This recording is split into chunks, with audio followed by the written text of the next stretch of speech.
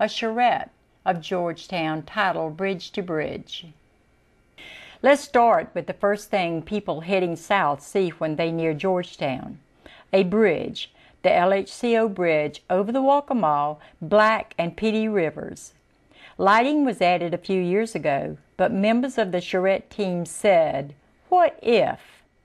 and used their computers to add banners to the poles and a coordinated Welcome Historic Seaport Georgetown sign.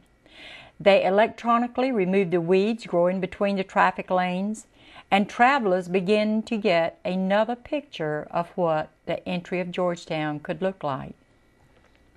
For northbound travelers, the intersection of Front and Fraser Street is the most important opportunity to entice them into downtown. Many people say they had no idea that Georgetown had such a charming business district. Georgetown has not been inviting them in.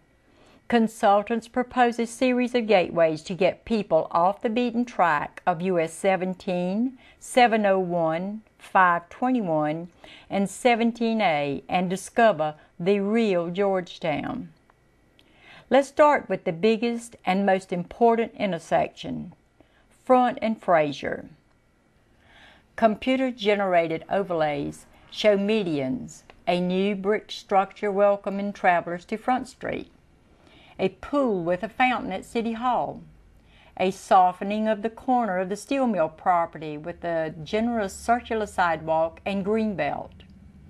The view from the west end shows more trees along Front Street, and the stoplights are suspended from a mast arm rather than overhead wires.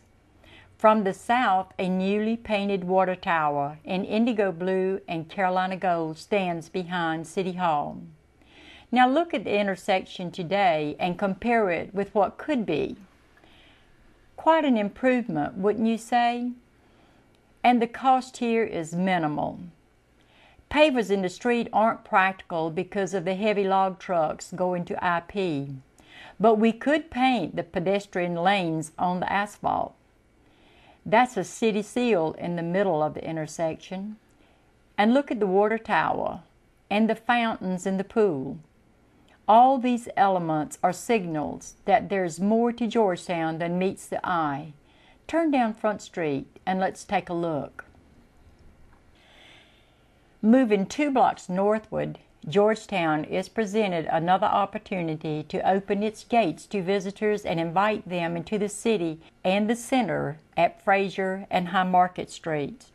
Another median similar to the treatment on the street of the intersection of Front and Fraser, and matching signage would transform this spot into another entry point for the city. With the Winyard Auditorium just down the street, it begs for clearly marked directional signs for out-of-towners coming to shows and concerts in the future. Georgetown could have a facility to rival the Newberry Opera House that brings thousands of people to town every year. The streets in this section are designed to hurl people through Georgetown as quickly as possible. We want them to pause for a minute and look at what they are missing. Finally, for the northbound travelers, or first for the southbound, comes the intersection of Church and Broad Streets.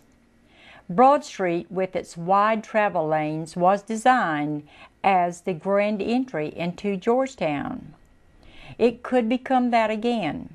The artist's view here looks at the city's electric department, a former armory, with a new median on Broad Street, and the intersection itself doesn't inspire anyone to turn, even with the sign pointing to the way of the historic district just a few blocks south.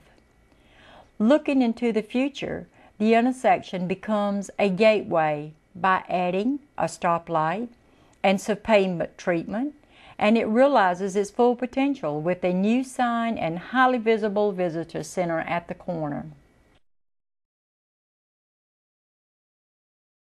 Georgetown needs jobs, and the temporary closing of the steel mill on the other end of the bridge-to-bridge area presents a very serious problem to the city's image.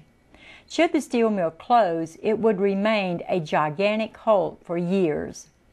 The Charrette advisor saw something in the big mill that we did not see. Stop trying to hide it and open the view.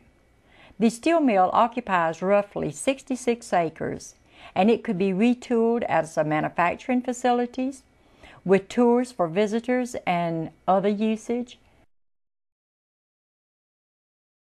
A steel mill in Germany has been transformed into a park with shows, events, shops, performing arts, and activities. Some 500,000 people visit the place per year. Our Clemson consultants have suggested a uniform appearance to the Georgetown signs, with the city's crest and the clock tower as the primary symbolism. Georgetown city government is already using a new logo on its stationery, and the look can be adapted for everything from Made in the Shade concert series to the wooden boat show. It can work with the Chamber's By George campaign to support local businesses and run through any number of adaptations. Consultants were amazed at the results of the study done in the downtown business area. Georgetown, we once joked that you could fire a cannon down Front Street and not hit anything at high noon.